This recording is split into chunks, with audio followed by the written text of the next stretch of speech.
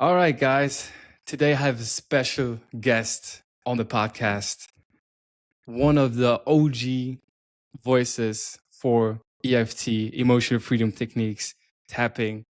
Someone I bumped into on YouTube about 8 years ago and who has also contributed to my personal development journey, the great Brett Yates. How you doing, Brett? I'm doing great, Michael. Thank you so much.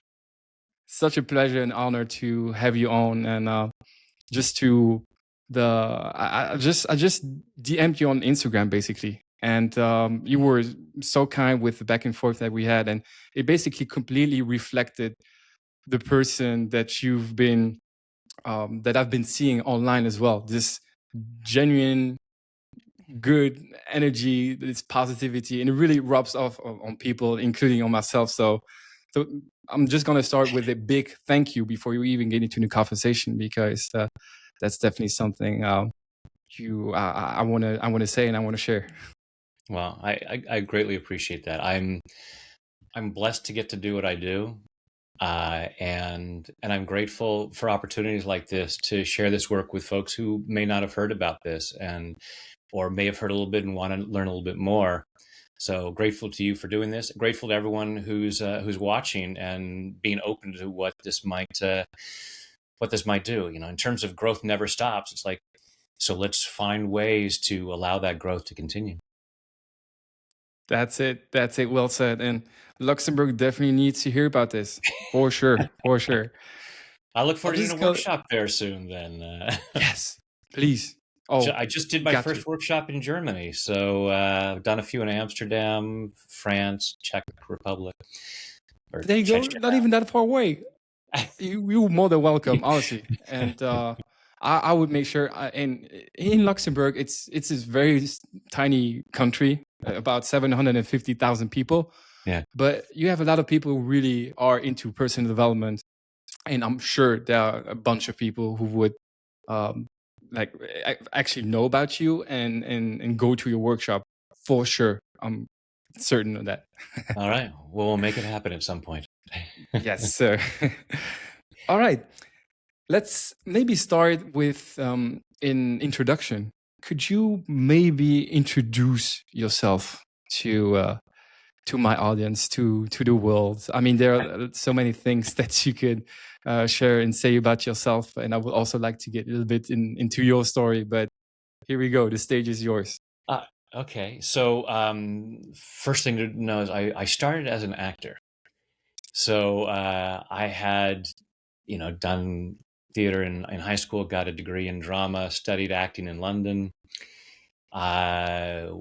traveled around the world doing theater, went to Hollywood to become a movie star, as one does.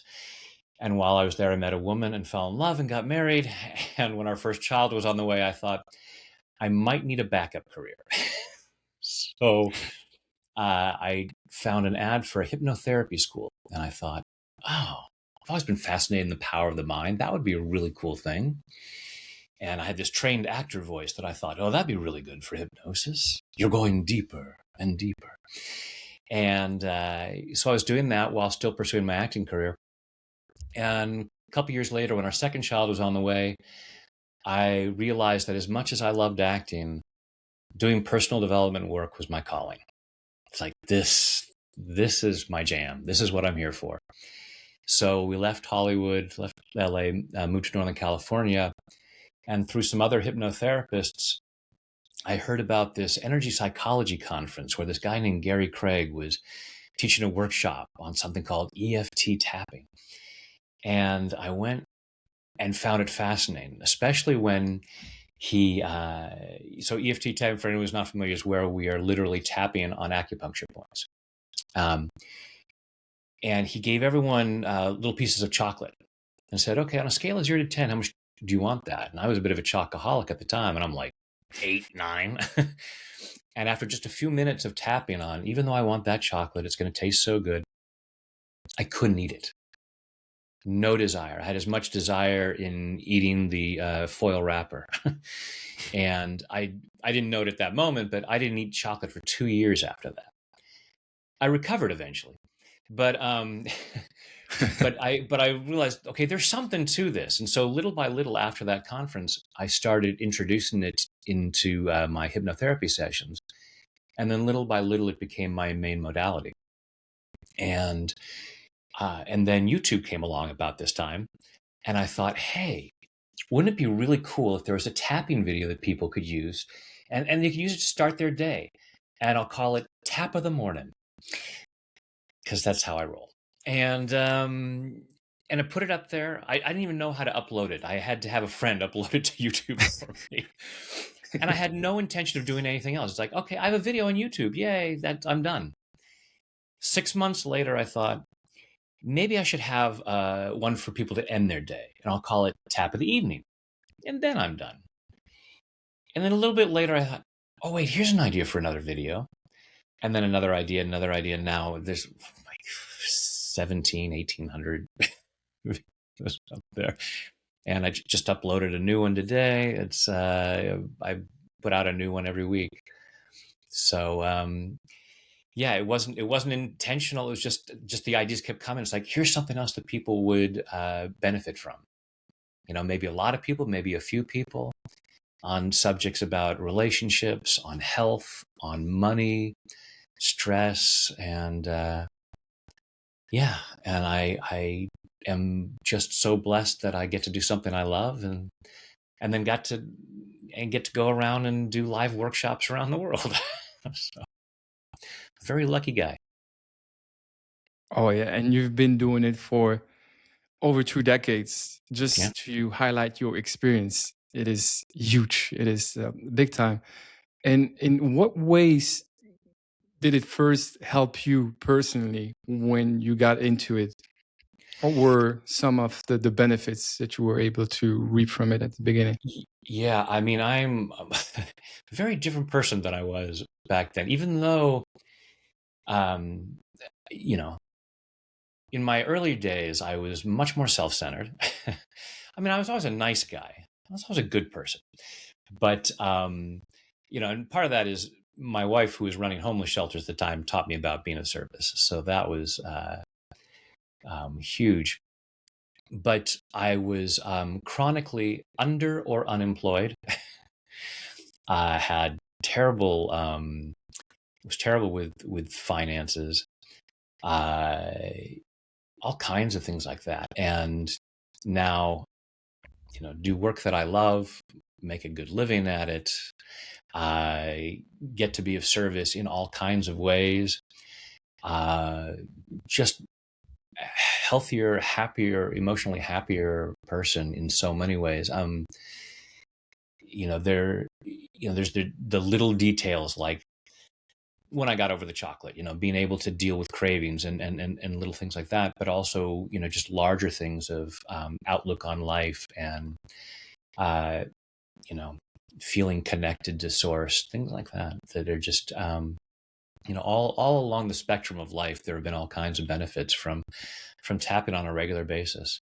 And I always tell people, tap on a daily basis, just like brushing your teeth.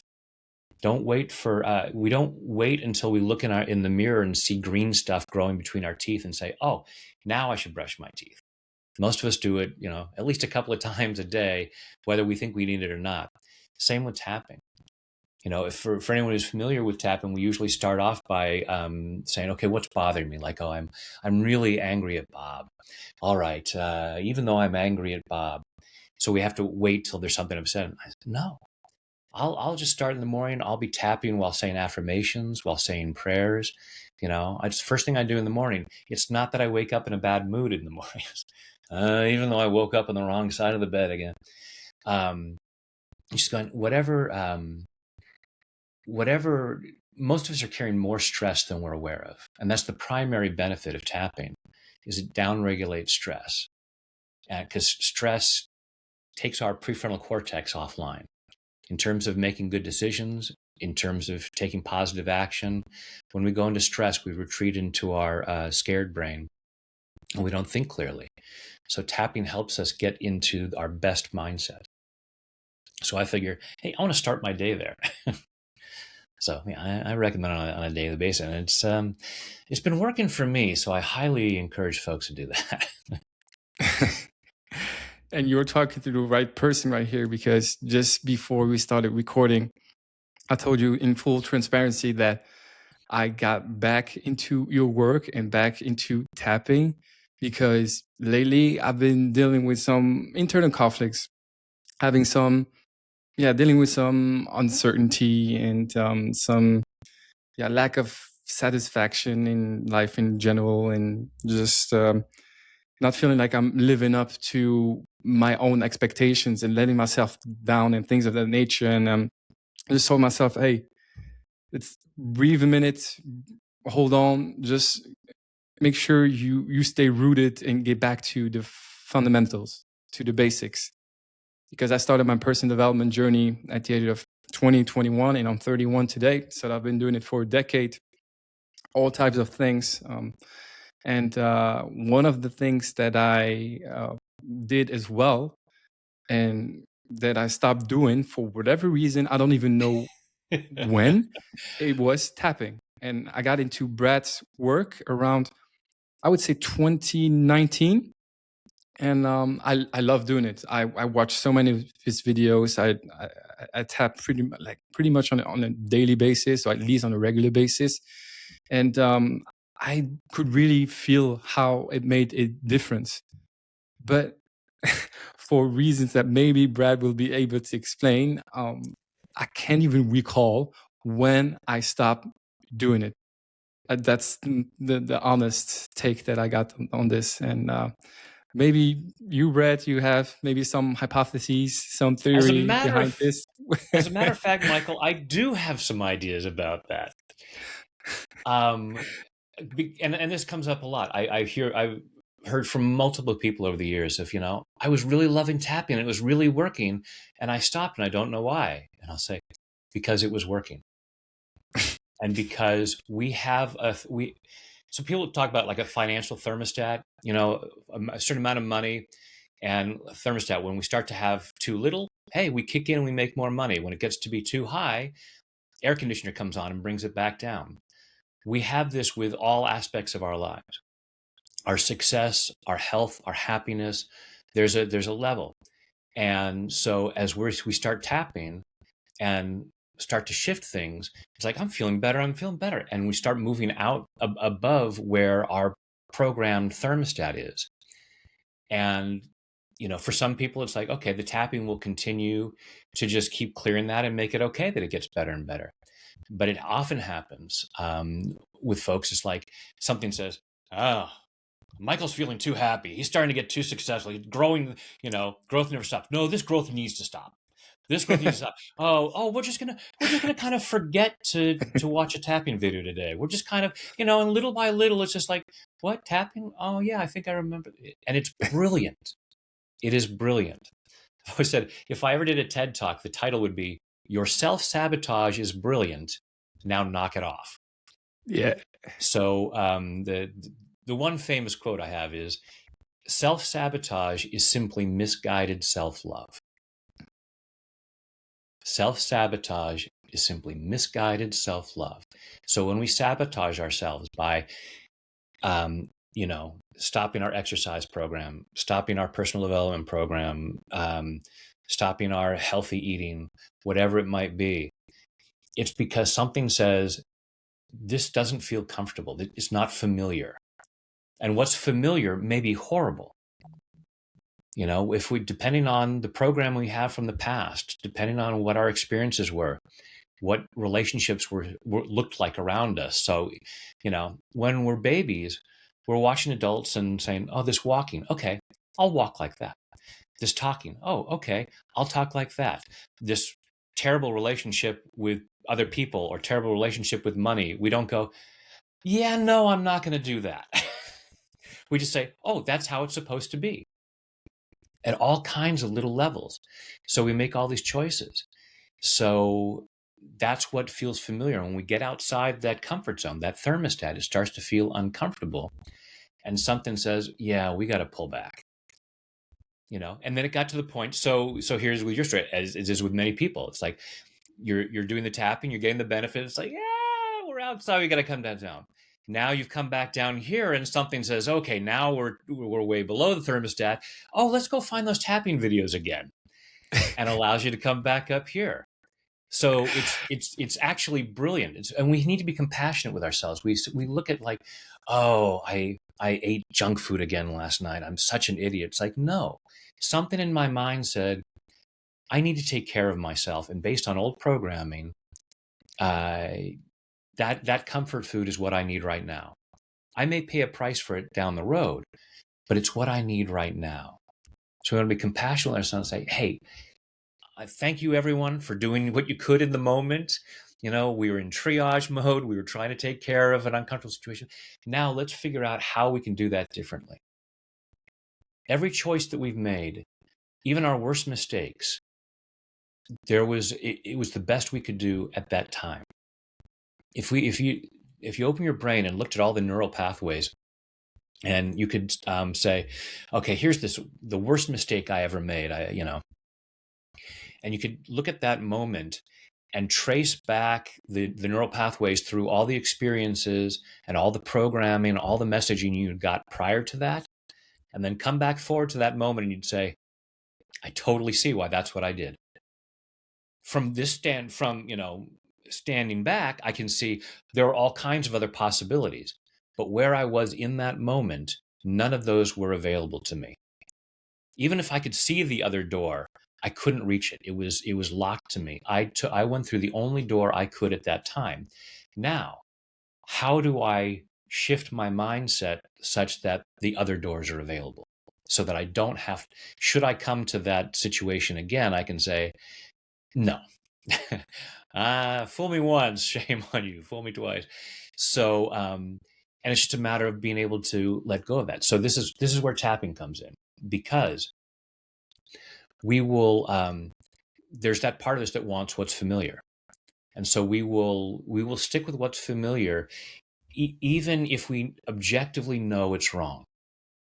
You know, if my family always ate junk food for dinner, then that's just in my mind. That's how you eat. And even though I can objectively say that's not right, eating a healthier diet just feels uncomfortable. It feels wrong. It might even at some level feel like a betrayal of my family. Even if it hurts my body, I must not betray my family. And we hold on to that. The amygdala is part of our brain that responds to stress and fear. It says, here's where danger is. When we try to make a change, even if it's an objectively positive change, it's still going to send an alert and say, this is wrong, this is bad. So what the tapping does is it calms that down. It calms down the amygdala so that we can look at, oh, tonight I'm going to make a healthy meal. And that part of us that starts to feel stressed. So no, that'll be wrong. What would my parents think if I was eating healthy? I know that sounds ridiculous, but just as an example. And so we start to tap and calm and go, okay, first of all, they probably wouldn't be upset if I ate a healthy meal. Second, if they did, my hurting my body doesn't help them. And there's the possibility that if I am healthier, I might be able to teach them to be healthier. So this could actually be a much more beneficial thing. So we calm down the stress to where we can think more clearly and make more sense of it. And that's when we get in those situations, more doors are open to us. It's like, oh, I can make other choices. So, EFT stands for Emotional Freedom Technique. Emotional freedom is the freedom to make better choices. Brad, you are dropping a lot of gems, right here. And that's what honestly, I'm here for. yeah, oh man. And thank you for what you also said about my journey, and yeah, I mean, it totally makes sense what you just I hope it explained. makes sense now. It's like, Yeah, oh, that's why. yeah, it does make sense. I didn't even think about it. It's Of course not. you know, Not consciously, because if we yeah, thought about it, then we'd have no limits. If we yeah, allowed ourselves to say, oh, here's where I'm stopping myself, so keep playing with your podcast name. Growth never stops. So, but it sometimes does stop, and it's a matter of, I have the quote, the Walt Whitman quote up on my wall: "Be curious, not judgmental." Mm. I always use that. So we look at when the growth does stop and not judging ourselves, but getting curious and go, oh, isn't that interesting that I was moving forward, I was growing, and something stopped me because something said, whoa, we have to put the brakes on. And then we feel compassion from, okay, what is the misunderstanding there? What is the misunderstanding about why it wouldn't be safe for the growth to not stop? What am I afraid is going to happen? It's like, well, I'll make all this money and I'll have to decide what to do with it. And people are going to ask for handouts and my family will be jealous. And my friends will be jealous. It's like, good. I don't want to make it come. Well, let me say this to everyone. There are people who are holding themselves back who will feel uncomfortable when you stop holding yourself back. Good. Please do not make them comfortable with living a life below what they deserve. You're not doing them a favor. It's like everyone's standing in the mud and we decide, I'm going to get up out of the mud. And everyone goes, oh, look at you standing on dry ground. Exactly. And we go, all right. And so we step back down into the mud, thinking that that's noble. It's like, I'm making this sacrifice. So I'm a good person. They're happy. I get to be a good person. It's not noble. Because what you're doing is saying, I have the potential to get up on dry land, but these losers don't. So I'm going to sacrifice myself for these people who have no potential. There is nothing noble about seeing that in the people that you know. See in them the people that can get up on dry ground and encourage them. And if they're uncomfortable, it's like, look, I am not going to sacrifice what's possible for me so that you can feel comfortable sacrificing what's possible for you. So please and thank you. Set yourself free. Yeah, that a big emphasis on freedom. And a lot of people hold themselves hostage. And I feel like I'm getting a free coaching session right now. So that's amazing. That's amazing. I'm starting to get like some cognition, some insights, and things are just starting to make sense now while you're just talking and sharing. And that's honestly, that's also what it starts with is the programming, the blueprint. And it's very interesting to see, even for myself. I consider myself being someone that's more introverted in a way that I do a lot of introspection. I would humbly say that I got pretty great sense of self-awareness, and I also have a master's in psychology, all of these things. But that doesn't mean that, first of all, that I'm not like vulnerable to any blind spots. It's just how it is. I mean, we're all humans. Yeah.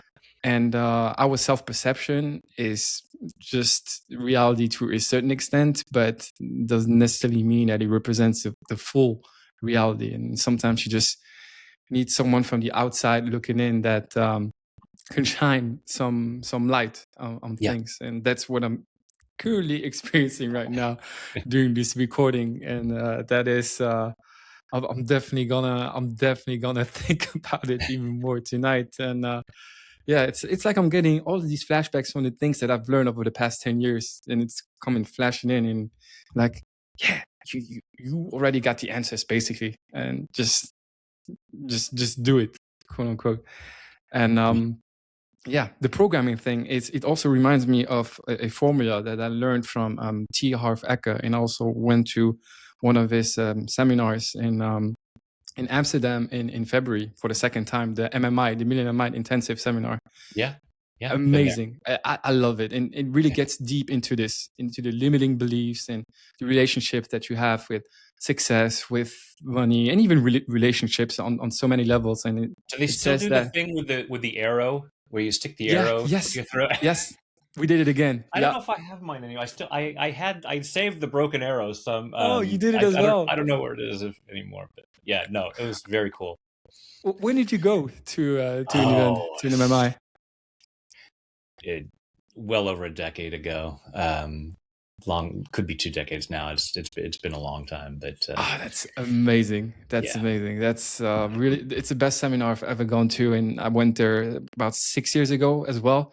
And because I needed that, and I really felt that I started to get out of touch with, some of the things that I built and also yeah, my programming, and then the patterns just coming back.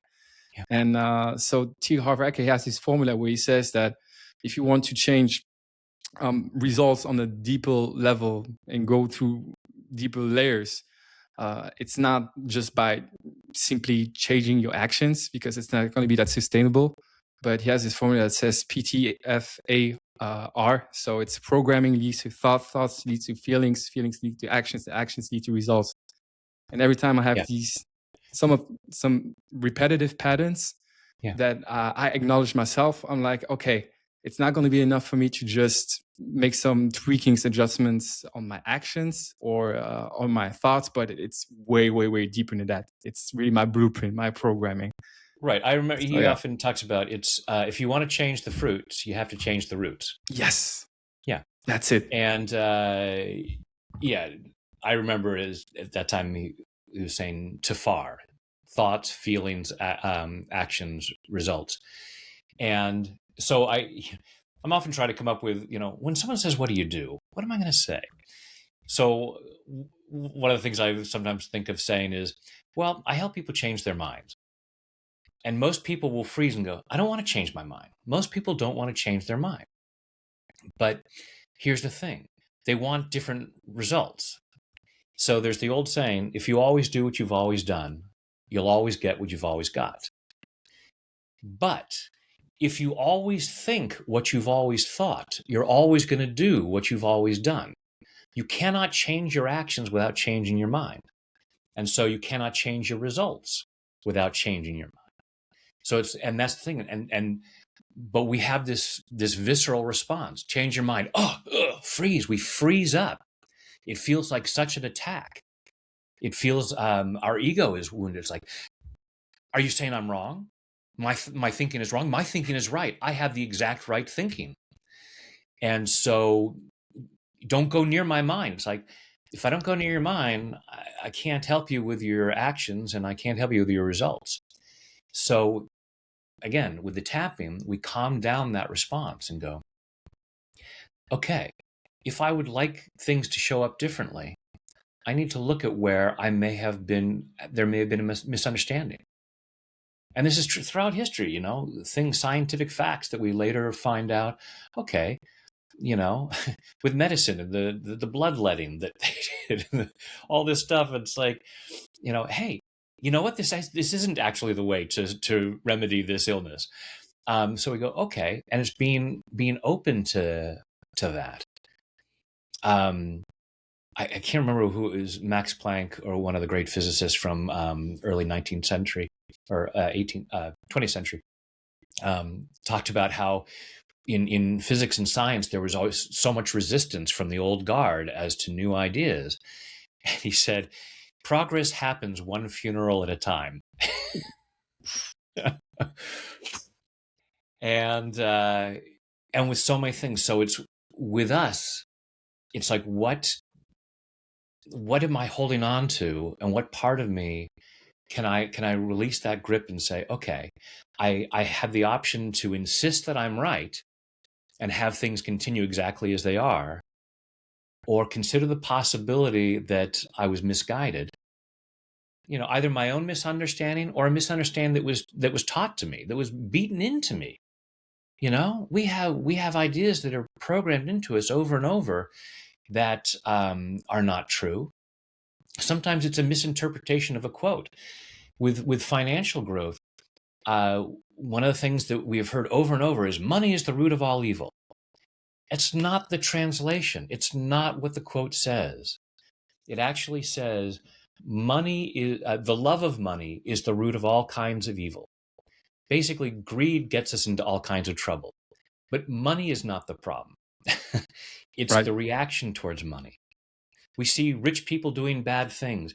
Yeah, and so people go, I shouldn't be rich. It's like, there are poor people doing bad things. Why aren't you saying better? Boy, I shouldn't be poor. Poor is the root of all. So it's not money. It's people's reactions to it. But we have this message, money is the root of all evil, pounded into us over and over, and we're operating at an unconscious level. Make sure you're not evil. Limit your money. Make sure you're not evil. And then being able to as we tap and go, let me look at that. Oh, I just looked that up. That's not what the quote actually says. And it's a total misunderstanding. Hey, you know what? Misunderstandings happen. We can look at it and say, it was a misunderstanding. It happened, rather than saying, nope, even if it's a misunderstanding, darn it, I'm going to stick to it no matter what. The idea that we're supposed to honor our mother and our father. So we have this idea that means I need to stick with all of their thinking, even if their thinking was absolutely wrong. If my mother and father believed that money was the root of all evil, even if I've learned that's not the actual quote, it would dishonor my parents for me to say, Mom and Dad, that's not the quote. I need to keep limiting my money to honor them. Okay, let me tap through that and release that and go, actually, the best way to honor my mother and father is to make the most of the gift that they brought into this world.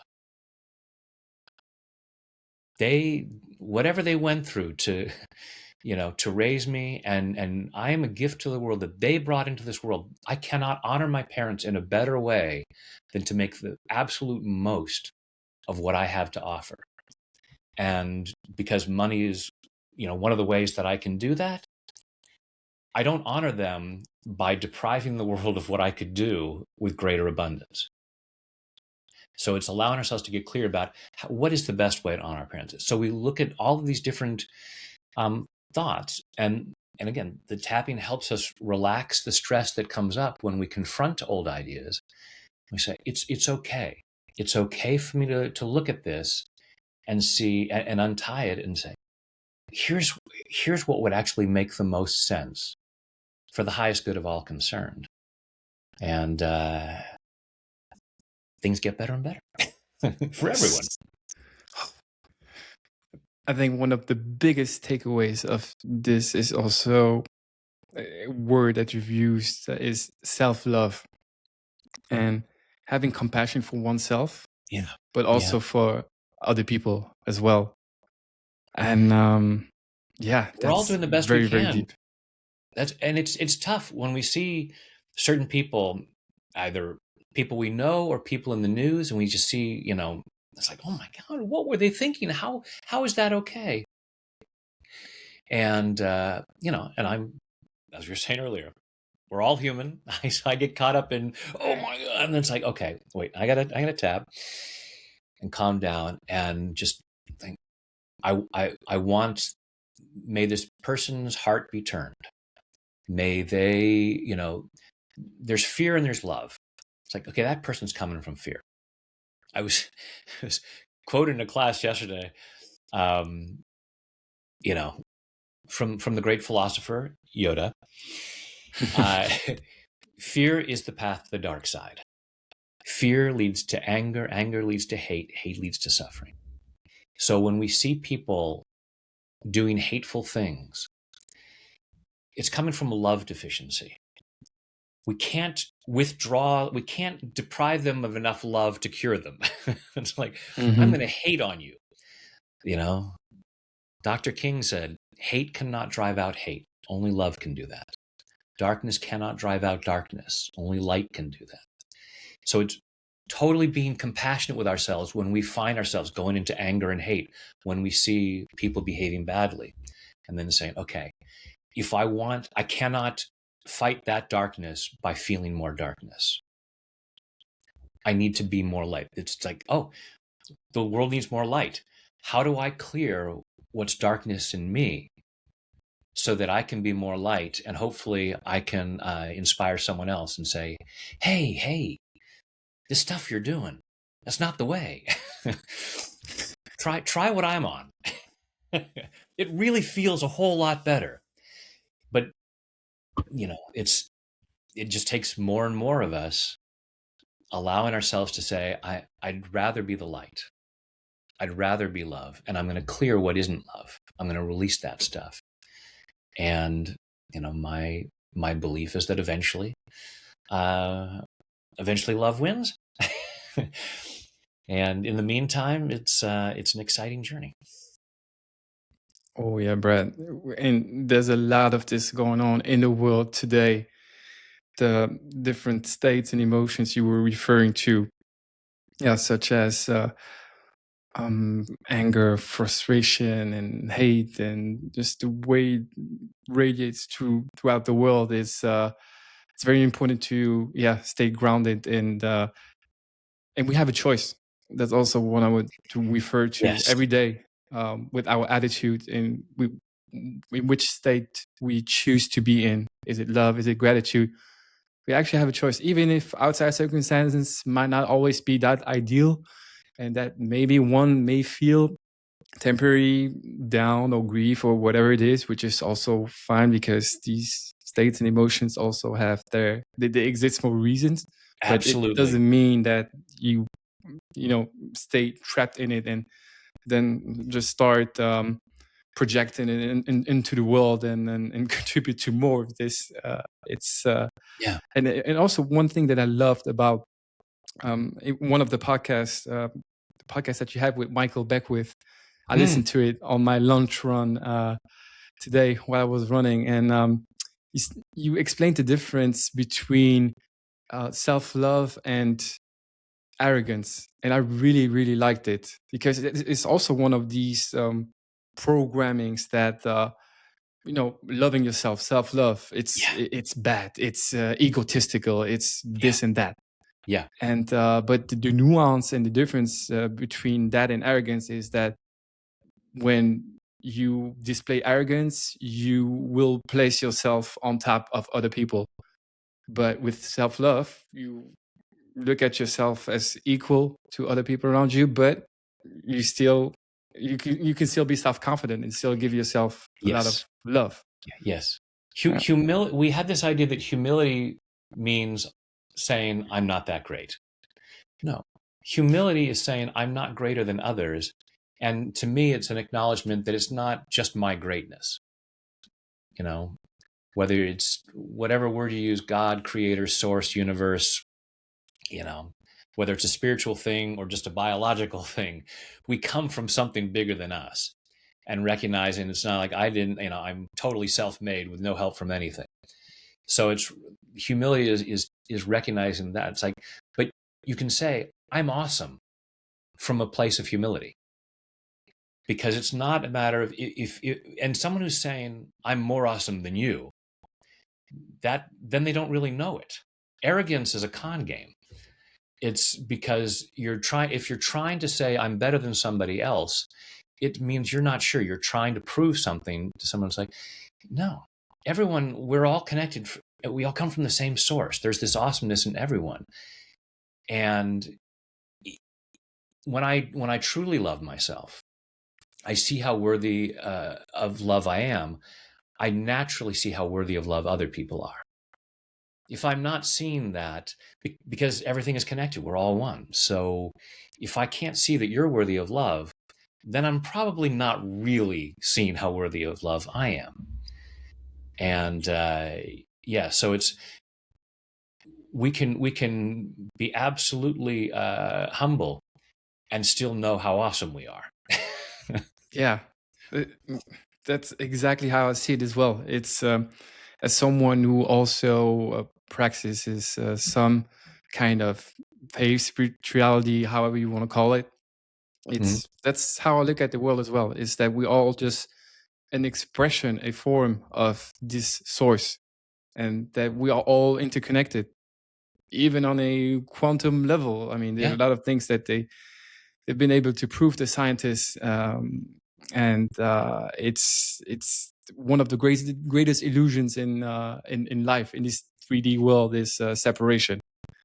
Absolutely. And we definitely gotta find our roots back. And but I'm someone naturally optimistic, and the work that you are doing, the work that we are doing together, I think it definitely makes a difference. But it starts with ourselves. That's what it starts with. And Let there be peace They on say, earth and let it begin with yeah, me, because it's right. got to come from the inside out. We sit there and we get so angry and go, there should be peace in the world. It's like, now, if I'm angry, how do I expect? It's like, I'm going to feel peace when everybody else gets on board and is peaceful. And it's not to shame us. We're doing the best we can. And so when we look at other people, being able to say, they're doing the best they can at that moment. How do I make sure I don't fall into that? And then how do I help them out of that? And when I get that way, being compassionate, going, okay, as you said about the emotions, there are no negative emotions. Every emotion has a reason for it. So I'll often talk about how anger is like a smoke detector. You got a smoke detector on your ceiling. It's a really good thing to have. When it goes off, you don't go, oh, dang it. I wish I didn't have that. I should rip it off. It's a bad, bad thing. It's like, no, it's letting me know there's something to pay attention to. Now, there are emotions that are more pleasant to experience. So anger, fear, sadness, these are uncomfortable. So we want to look at them and say, okay, this is a distress signal. Something my body is I don't say distress. I don't make it that dramatic, but it is something. It's just my mind is telling me there's something to pay attention to here. There's something that's not quite right, and I need to respond to it. And there are different ways of responding. It's like, okay, I want to find the most beneficial way to respond to it. And the tapping helps us to calm down, to say, okay, what is needed in this moment? And there may be nothing needed. It's like if you're experiencing grief, it's not a matter of, okay, I need to tap that away and get back to feeling happy. It's like, no, I came here for a human experience. But I don't want to be in more pain than is necessary. And I don't know how much pain is appropriate, but I don't want, but I'm going to calm myself down so that I'm not looking to, because sometimes we cause ourselves more pain because there's an expectation of it. If I'm not suffering enough, people will think I didn't care. So it's like, okay, I'm not going to suffer just to keep up appearances. So I want to just find out. I want to process in whatever way and whatever time feels right for my highest good. So Michael, we ought to do some tapping, I think. Yes. Perfect timing. Perfect time. I was just about to ask if we could have the honor of doing a live session with you. I would You can go absolutely ahead. love it. For all of you folks that are joining us and have taken the time to join us, I don't want to just say, okay, now go find some other time to tap. I would love to give you an experience right now. So real quick, for anyone who has never experienced EFT or tapping, the basic version is we generally start with, okay, if there's something bothering me, what is it? So like I said earlier, angry at Bob. My apologies to anyone watching named Bob. So we would say, okay, yeah, Bob did this stupid thing yesterday and I'm really angry at him. On a scale of 0 to 10, how angry? It's like, it was pretty bad. It's probably an 8. And then I would notice where in my body I'm experiencing it. It's like, oh, I just, maybe I feel my shoulders are all tense, or makes my heart pound, whatever it is. So I'm just allowing myself to be aware of whatever the particular experience might be. And then we'll start to tap. So we take the generally index and middle finger of our dominant hand, and with the fingertips, we tap on the edge of the opposite hand. And you can tap on either side of the body. You can tap with both hands at the same time, if you like. People always ask, why do you tap with the right hand? I said, because I'm a trained film actor, and this is bad camera technique. So I always tap like that.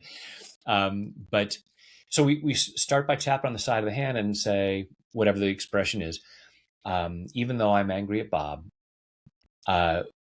it could be even though I'm stressed out, even though I'm nervous about this presentation tomorrow, even though I'm sad that this person didn't show up for dinner, whatever it is that's bothering us, even though I feel this, I choose to love and accept myself.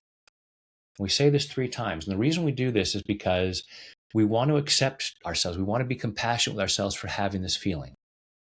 Because we have this program as human beings that when someone says, "How are you doing?" we're supposed to drop that 4-letter F word. Fine. I'm fine. I'm fine. Yeah, obviously. So what we're doing is we're giving ourselves permission to say, even though I'm not fine right now, I still choose to love and accept myself. Because that gives us an opening to do the process. And then we're going to go through these points. So the first point is right here at the beginning of your eyebrow. And we generally tap each point between 5 and 10 times. And then we'll repeat whatever the phrase is. So this anger at Bob, this nervousness about this presentation, this stress, whatever. And we go to the side of the eye, right the corner of the eye socket. Repeat the phrase again. Right under the eye, right on the cheek just below the middle of your eye. Right under your nose.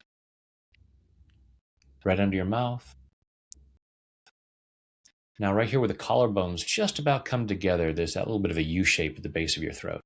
And the point is on either side right there, and you can tap with all of your fingers or make a fist and get both of those points there.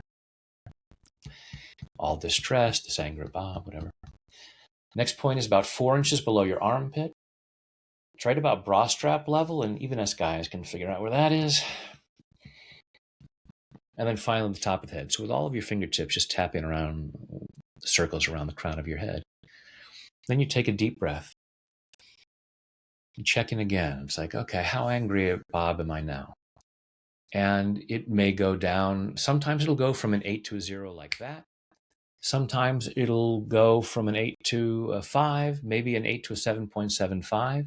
Hey, any little bit of stress that we're able to clear is beneficial for our lives in all kinds of ways, physically, emotionally, mentally. There are odd occasions where we might do it and go, now it's a 9. And it's not that the tapping has made us more upset. It's that doing this process, we've gone looking for things that we were ignoring. You know, if you have someone coming over for dinner and you go, oh, I want to, really impress them. So you go to clean your living room. You say, on a scale of 0 to 10, how dirty is my living room? You say, oh, it's only a 2, but I really want to impress them. So I'm going to clean up. And while cleaning up, we find out, oh my goodness, there's dirty laundry under the sofa. Now it's at like a 5 or a 6, how dirty it is. We wouldn't say, I shouldn't have cleaned my apartment. Cleaning my apartment made my apartment dirty. It went from a 2 to a 5. No, it's just that now that I'm looking, I'm finding what's there. And now cleaning it up, I continue tapping. Now I can actually, it's just that it was actually a higher number than I was aware of. I now have more awareness. And it's often like peeling the layers of the onion. So I may be tapping also and go, this anger at Bob, this anger at Bob. It's not Bob. What Bob did reminds me of what Cindy did to me in the 5th grade, and I never forgave her, and I've been carrying this for decades, all this anger at Cindy. So we get more awareness of what's really bothering us. So that's the very basic version of EFT is you think of the phrase and say it on each point. Now we're going to have some fun with it. But I do free form thoughts, whatever comes to my mind, whatever, source says, hey, talk about this. But if I do it that way first, then people say, wow, EFT is really hard because you have to come up with all these words and I wouldn't be able to do that. And then people don't do it. It's like, no. You can even tap silently. Any tapping that you do is going to be sending calming signals to your mind and will be calming down. We have a growing body of scientific evidence of the benefits of tapping and how it lowers cortisol, lowers stress in our bodies. So just tapping silently, even if you're tapping one point, is going to be beneficial if that's all you have time for. So there, laid the foundation. Let's have some fun. So I'm going to ask everyone to go ahead and close your eyes. Take a deep breath in and hold it. And let it go.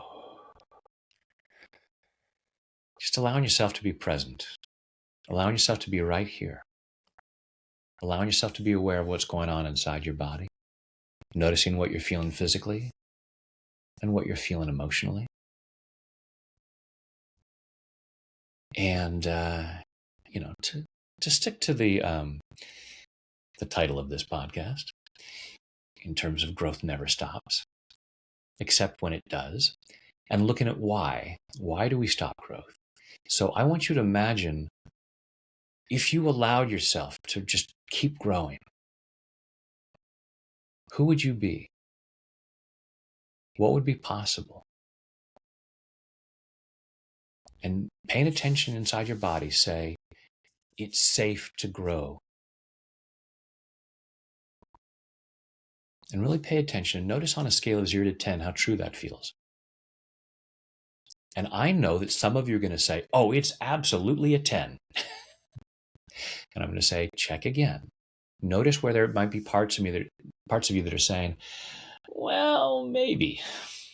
I'm not entirely sure about that.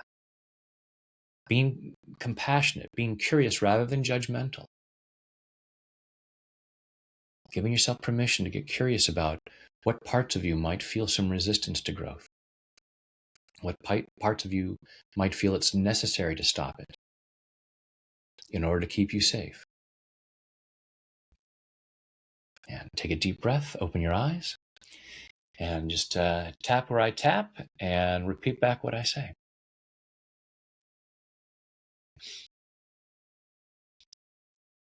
Even though I'm not sure it's safe to grow.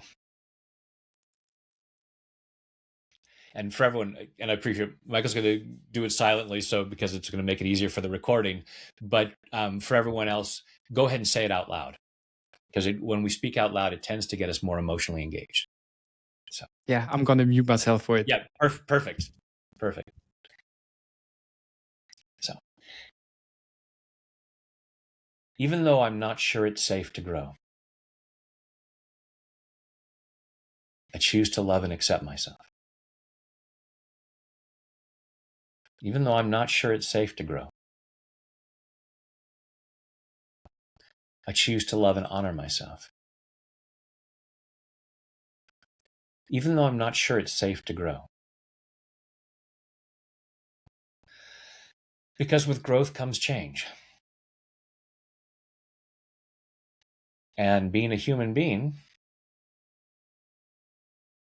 I'm not always comfortable with change. So sometimes I might stop my growth. And even though growth doesn't always feel safe, I choose to deeply and completely love, honor, and accept myself.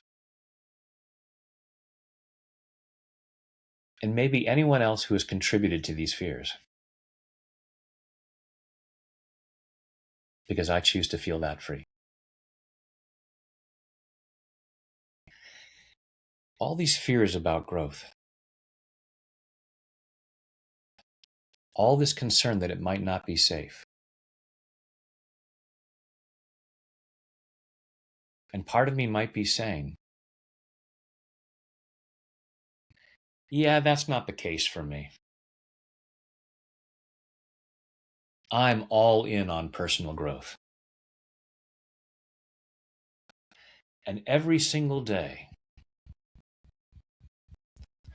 I'm doing everything I can to get better and better. In every possible way. I am never stopping my growth. And now I choose to stop kidding myself. Because insisting that I have no resistance to growth may be one of the ways I'm resisting growth. If I truly want to grow, I'm at least giving myself permission to consider that I might have some fear of growth. That there may be ways that I'm holding myself back. And I choose to be compassionate with myself. If I have been stopping my growth in any way, shape, or form, it is not because I am bad or stupid. It is not because I am weak or lazy. It's just that I still have some old programming about why it's not safe to grow anymore, about why it wouldn't be appropriate. Maybe I'm afraid I don't deserve it. I know that I could grow in some ways, but I've got some old messages about how I'm not good enough for that. Maybe I'm carrying some old shame and feel that I don't deserve to grow. I'm processing whatever might be in there. Whatever might stop my growth. I'm allowing myself to get curious about it. I don't need to judge that programming. I don't need to judge myself for holding on to it. I've been doing the best I could with my programming. And now I'm allowing myself to relax and be open to what else might be possible. And that benefits others as well.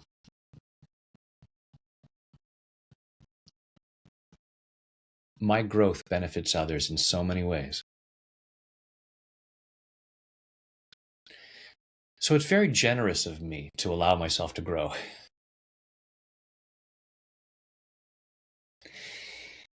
Including allowing myself to see how awesome I am.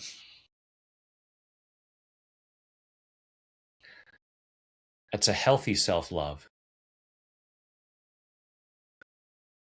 It's also an act of love for others. Because when I acknowledge how awesome I am, I'm much more likely to share that awesomeness for the benefit of others.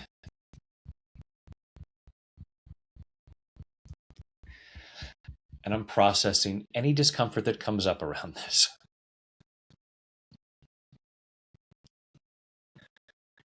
That discomfort is based on misunderstandings. Mine or someone else's.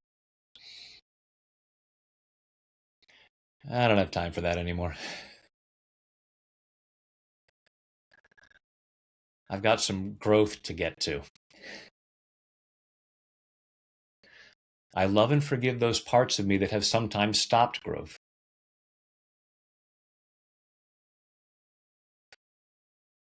They thought that was necessary. I'm clearing up that confusion. Setting myself free to grow even more. And I choose to love myself in the process. In body, mind, and spirit. Take a deep breath. Close your eyes, go inside. And feel what goes on inside. Say, it's safe to grow. And notice on a scale of 0 to 10 how true that feels. And hopefully that number has come up. And again, like the peeling the layers of the onion, you might have had some insights during that going, oh, here's why I might stop myself. And some of you may say, this wasn't an issue for me, and I hope this isn't going to be harmful. No, you can't. When we're tapping, you can go ahead and open your eyes. When we're tapping, it's a cleaning process. So it's not like if you're wiping your kitchen counter and you're saying spilled coffee, there's now going to be spilled coffee there. Your counter's just going to get more and more clean. So even if the words weren't relevant, you're not going to take on some. You're just going to be clearing whatever's there. It's like, okay, whether it's coffee, orange juice, breadcrumbs, whatever was on the kitchen counter, you're going to be cleaning it up no matter what words were being said. So any tapping you do is going to be beneficial. Thank you so much, Brad. Man, that's why it's called emotional freedom technique. That's it. yeah, it's. I also did one of your videos before the recording, and it's I don't know, but it works very well on me. And also someone that's very suggestible to things such as hypnosis. It's I've even done some tests before, and for whatever reason, I can really get locked in, so to say. And it also feels like I'm talking to my inner child at the same time, and forgiving Very much so. myself. And yeah, it's very strong. It works on me very, very. I can really feel it. It's very strong. Excellent. Getting some flashbacks from years ago. Sometimes we feel it very powerfully, and sometimes not. I'll say, because a lot of people, they'll try tapping a little bit and say it's not doing anything. And it's kind of like doing 3 sit-ups and saying, well, I don't have a rock hard 6-pack. Obviously, sit-ups don't work. Sometimes tapping is like a painkiller, where we have some kind of discomfort and we tap and we get relief pretty quickly. Sometimes it's more like a vitamin, where it's benefiting us, but we don't notice it right away. No one takes a vitamin and says, oh, I feel so energized right now. But we know that, as we continue doing it, it has all kinds of benefits for us. So that's how tapping is. That's why I encourage it on a regular basis, even if you're not noticing, wow, I feel so different after tapping. But the great thing is that sometimes we do feel that. The only problem of how quickly it can work is that then it sets up the expectation that if we don't feel that right away, it must not be working. No, it is always providing some kind of benefit. So, and it's a matter of deciding, hey, I'm worth it. And exactly. Exactly. And for me, again, personally, it really helps with your guidance. It's just when it's the same when I'm meditating. I can do it without guidance, without any sounds, nothing. It's okay. But it's somehow it's gonna have much more profound effect when I really have someone guiding me, and I don't have to do the work basically. And it's also the way you change also the frequencies depending on what you're saying. It's when you do the part where you talk to yourself, and the more quote unquote negative things that come up, it's a different type of energy that you're radiating, and I can really feel it. I can feel both ways, the high ones and the low ones, and yeah, that's what I can say about it for me personally. Yeah. Well, it goes back to something you said earlier, Michael, about having another person with another perspective, because when we do it on our own, we're only coming up with what our mind is allowing us to know. Where someone else might come in and say, here's something you didn't think about. This is why I love doing group work. Because I was doing a group yesterday, and I was saying, okay, when I'm working with an individual, it's not that person's having a private session and all of you are just watching. That person is a surrogate for you. And don't be surprised when they say exactly what you needed to hear and weren't going to allow yourself to think of it. And that's my job in doing the tapping is I'm going to try to come up with the things that you wouldn't think of, because your part of you is like, I don't want to think of that, because if I think of that, I'm going to change and I'm going to break out of my comfort zone, and I want to stay in my comfort zone. Even when our lives are crap, part of it says, it's my crap. I dealt with it yesterday, so I know I can deal with it. I don't know that I could handle something else. It's fun to put on my vision board and say, oh, yes, I would love to have that. That's, my 10% of my conscious mind. The 90% conscious, unconscious mind is saying, oh, that would be bad. Oh, we couldn't handle that.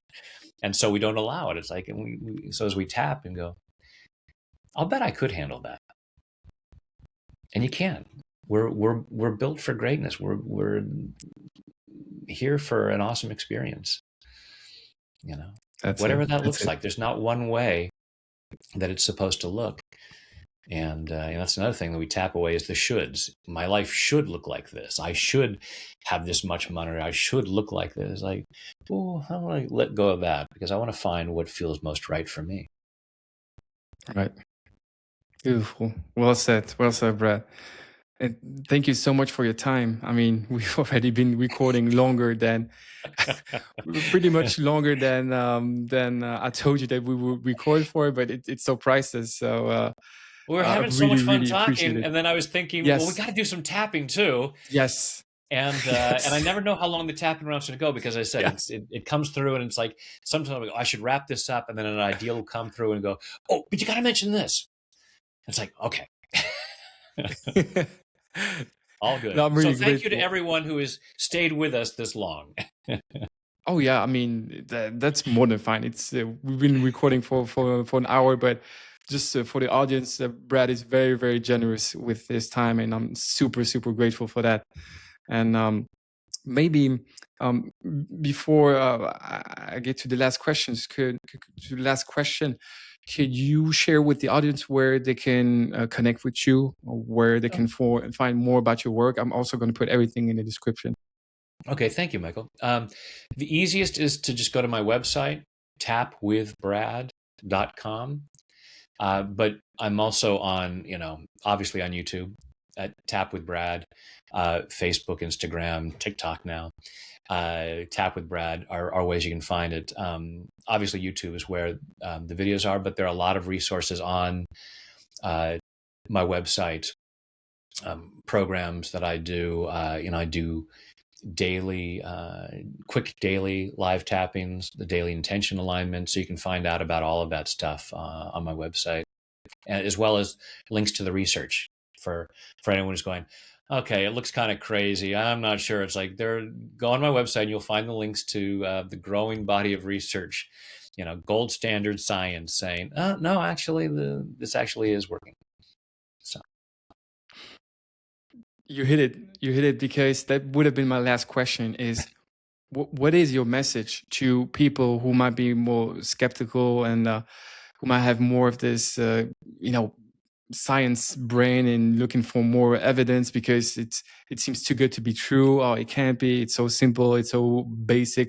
What is your message to people who might be in that state right now? Give yourself permission to look at it, because that resistance, it's brilliant. Part of you is saying, if I can find a reason not to do this, I get to stay safely in my comfort zone. And hey, no judgment, just getting curious about it and going, why? There's no harm in looking at it and giving it a try. I mean, you can just do this for a couple of minutes. You can do it while you're doing something else, and get benefits from it. So why not do it? And looking, okay, am I looking for reasons not to do it? When people go on my YouTube channel and will put negative comments, and I just come from the standpoint of, that is someone who is really feeling resistance. If they really thought it was that stupid, they'd go, I'm not going to watch this, and they just move on with their day. But they took the time to write a negative comment, is because they're feeling threatened. They're like, I'm in my comfort zone. I don't want to be in my comfort zone, but part of me is desperate to be in my comfort zone, and I need to argue with why you can't help me. I need to tell you that this is stupid to defend me staying stuck. And again, it's not shaming or judging anyone for being in that place, just recognizing, oh, wow, there's a part of me that's really afraid that this could allow me to grow more, that this could allow me to make positive changes in my life. And because of my program, that feels scary. So, hey, I'm not here to force anyone to do anything. I'm just here to invite you to, the stuff that I'm enjoying so much. As I was saying to Michael earlier, it's like, pretty much every day at some point, I'm like, I am having such an awesome experience of life, even when things aren't perfect. It's not that I'm happy and grateful because everything in my life is always perfect, and every bite of food is just divine. And, it's like, no, I still am aware of crap going on in the world. There are times where there's an ache or a pain or something like that. It's like, yeah, no, but I'm still so happy and grateful. And in that place, things get better and better. We don't wait for perfection because we create the world, from the inside out. So if I'm waiting, I'll feel happy and grateful when everything is going great. The universe is like, it doesn't work that way. So giving ourselves permission to say, even though things aren't perfect right now, I still choose to feel happy and grateful. I choose to love myself, even though I'm not perfect. So I have a video on being awesome. It's like, you're not perfect. You are awesome, but you're not perfect. I mean, you're perfectly imperfect and imperfectly perfect. You're divinely perfect in a way, but it's not about expecting perfection. But awesomeness is not perfection.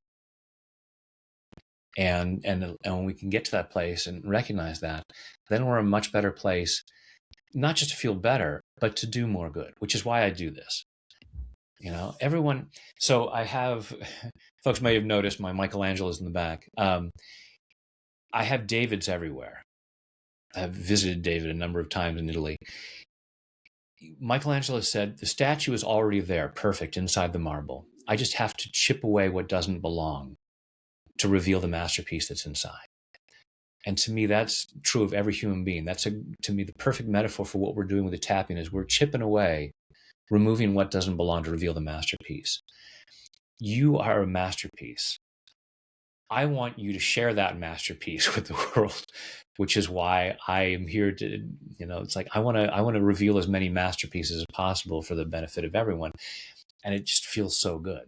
So, so that's why I'm grateful to you, Michael, for creating this opportunity to share this. I'm grateful to everyone watching this for, at least having, even if it's just a slight amount of willingness to look at it and say, maybe there is some more that's possible for me and from me.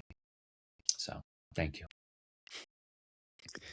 What a beautiful message to wrap this up. And I also want to say that I have personally not seen any Brad Yates haters.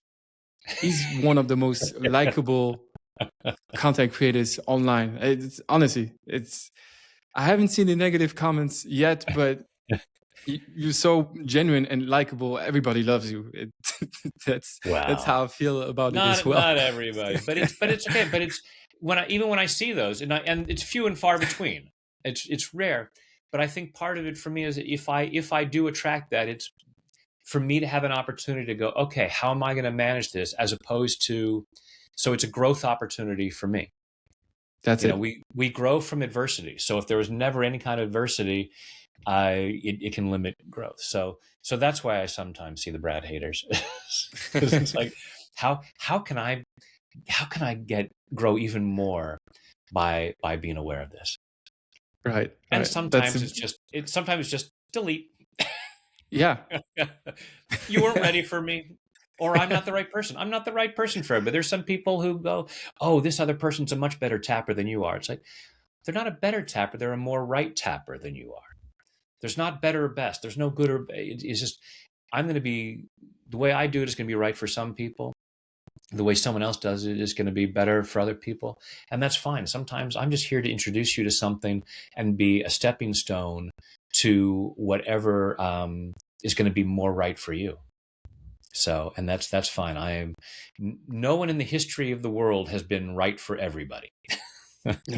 No. Everybody has had their critics. So no, so it's all good. That's a healthy way to reframe it.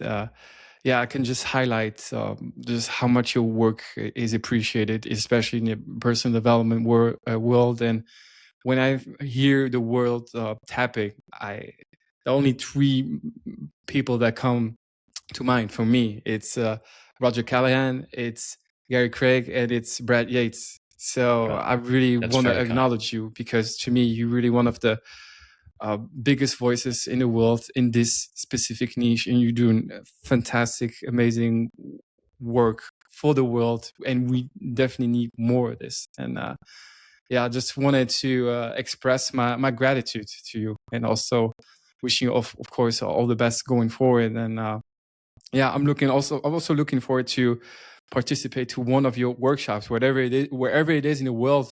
I'm definitely going to show up someday. Awesome. I look forward to that. Perfect. Thank you, Brad. All right, guys, that's it for this episode, and see you soon. Peace out.